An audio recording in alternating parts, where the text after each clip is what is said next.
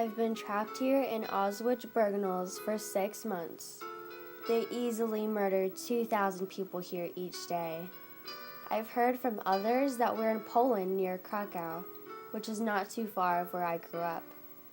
Some of my friends have been tortured by guards. They put innocent people's hands in boiling water until their skin and fingernails came off just like gloves. I've seen guards hang prisoners by their hands behind their backs until their shoulders were out of joint. Many people have had their teeth and ears pulled and twisted off just like screws. The screams of Jews with electrical currents running through their body still ring through my ears at night. I was abused by guards daily. They'd hit me so hard that I couldn't bear to keep walking.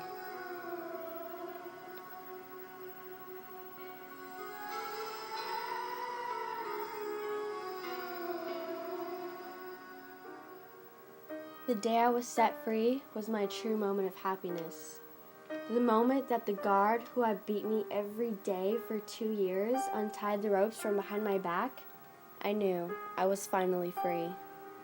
I went to the house I grew up in as a child, and as if things couldn't get any worse, I found out my parents had been dead for a couple of months.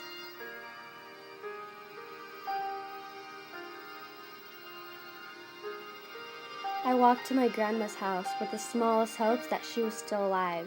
She was like my second mom. She was my last and only hope.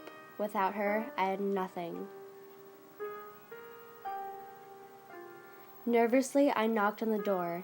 I let out a huge sigh I didn't even realize I'd been holding in, when suddenly the door swung open. My prayers had been answered. My frail grandmother stood there, welcoming me with a hug. Shortly after coming home, I quickly fell asleep. I dreamt of the first time they took me away, but this time I couldn't move. I heard footsteps of a guard and a dog trailing up the porchway coming to get me. This is it.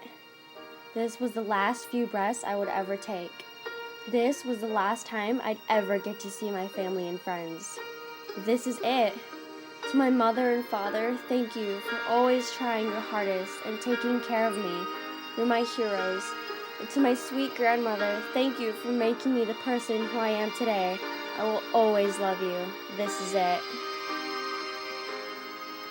Then I woke up from a terrible nightmare, realizing that I was far away from the guards and home safe with my grandmother. I will pay the price for the rest of my life, waking up from horrible nightmares and flashbacks of when I lived in hell on earth.